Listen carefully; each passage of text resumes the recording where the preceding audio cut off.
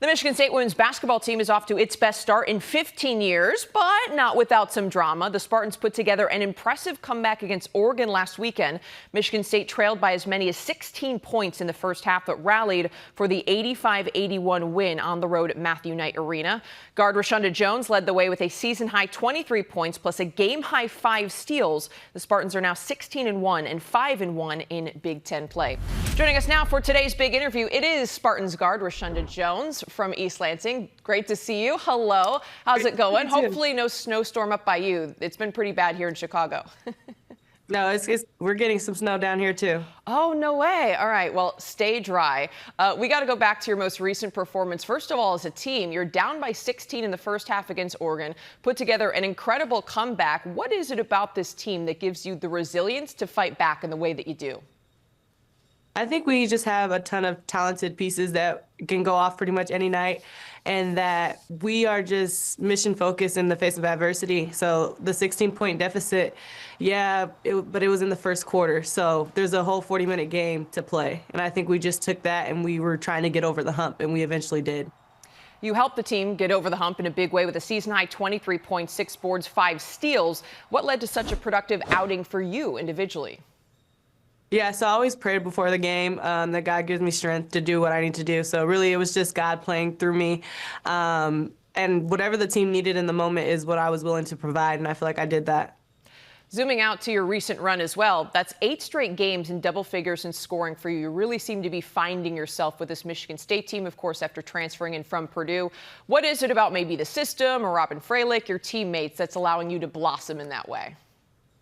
Yeah, Coach Fralick has just instilled so much confidence and so much trust in me that I feel like even if I make a mistake, it doesn't feel like I've made a mistake. So I just feel like the confidence that I have gotten just being here on campus outside of the basketball court is just played a huge factor on the basketball court.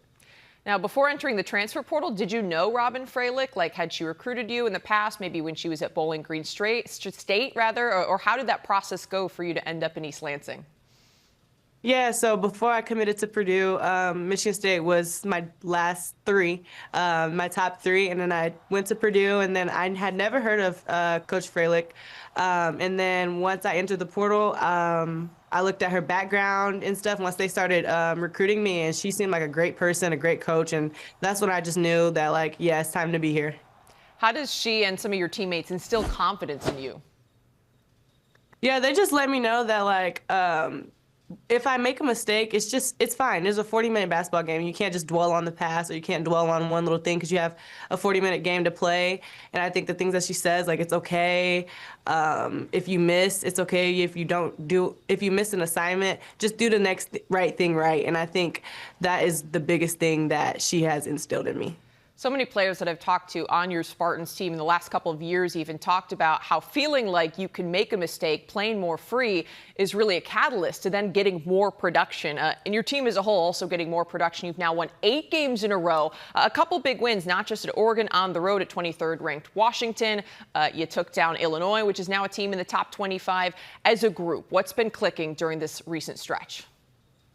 I think just us figuring out how each other plays, like, our chemistry has grown so much since the beginning of the year, and just knowing that, like, we can be down and still come back, that confidence that we have within each other. You know, once we're down, we look to each other. We don't always just look to the coaches. So I think just our chemistry on the court and off the court, it's just like no other team, I feel like.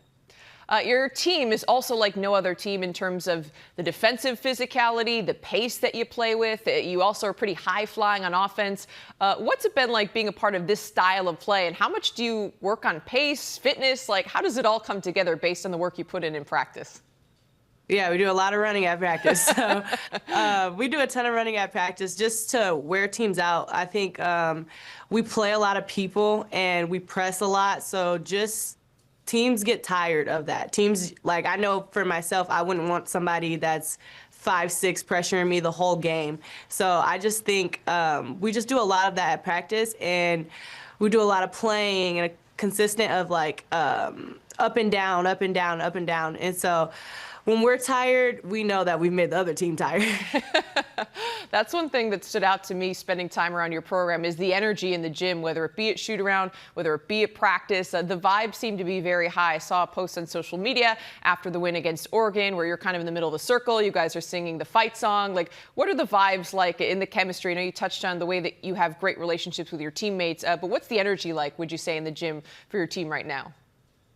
It's amazing. I think it's honestly, I don't think it's too high and I don't think it's too low. I think for everybody knows like there's a time and place. There's a time for when you need to be all uppity and there's a time where you need to lock in. There's a time where you can be, kind of down, not down, but like there's a time where you can't get on yourself. And I think we found the balance between that, which allows us to get through those tough games. I like the uppity comment. That's good. Well, you're not the only player on your team that's putting up some career numbers. I did want to ask about your teammate Kennedy Blair, who's having a career year. Originally joined this team as a walk-on, dealt with an injury early on. Now is the team's second leading scorer, leads the way on the glass. I know you haven't been there too long, but what kind of work has she put in and how has she embraced this role this year, leading this team? Yeah, so when I first came in, when she said she came in as a walk-on, I was like, no way. Like, I just was like, there's no way. And then I'd seen the work that she put in just off the court and on the court, but she's had a passion for basketball, and you can just see it in everything that she does, the way she rebounds, the way she facilitates, the way she scores the ball. Like, she has a passion for basketball, and I think she wants to win, and she hates losing more than she loves winning. And I think to have a teammate that thinks that way, it's just amazing. Yeah, it seems like everyone on this team hates to lose. That's a common theme. What about Grace Van Slooten? She's another player who transferred in and really just exploded onto the scene since joining the Spartans team prior to last season. What's it like playing with her in the front court? It's amazing. I think me and Grace had a good bond on the court, especially for the short amount of time that we got just in the summer to be around each other and play with each other. I think Grace is an amazing player. She's so versatile. She can do literally pretty much everything. She's 100% from the three-point line. We're gonna say that, but yeah, I think Grace just has a passion for basketball, just like KB. And I think she wants to go far within her basketball dreams, and I think she can. Real quickly, for anyone who follows you or the Spartans on social media, they might see you be referred to as Spider, which from my research is a nickname you took on as a result of your basketball skill, if I'm not mistaken. Can you explain where that came from? Yeah, so I think in high school, it kind of started. My high school coach, Steven Reynolds, he's the coach at UTA right now. He was like, we were watching film and he was like, you look like a spider out there. You look so long and fast, just like a spider. And I'm going to start calling you that. And I was like, no, you're not. Like, please, no. And he was like, yeah. So he started calling me that. And then out of nowhere, it kind of like blew up. And then next thing you know, my school was calling me, like the whole school was calling me that. The kids were calling me that. Then when I went to Purdue, that's all, like my professors known me as Spider. Like, I don't even think people know my real name for real. So yeah, that's where it came from. High school. That's hilarious. So are you cool with it? You like everyone in your life just calling you Spider? I love it now. It's just a part of me now. I feel like that's just my identity right now. Yeah, well, it's complimentary, and you're making the most of it, too. We just showed a tweet where you put out that you're selling some gear with Spider on it, so people can head over to social media to maybe support Spider and the Spartans team. You got a big one coming up this weekend right here on the Big Ten Network against Nebraska. Rashunda, thank you so much for the time, and best of luck moving forward this season. Thank you. There you have it, the Spider and the Spartans. Thursday, don't miss a top 25 women's hoops matchup when the red-hot Spartans take on the Huskers. Coverage begins at 7 o'clock Eastern, 4 o'clock Pacific on the Big Ten Network and the Fox Sports app.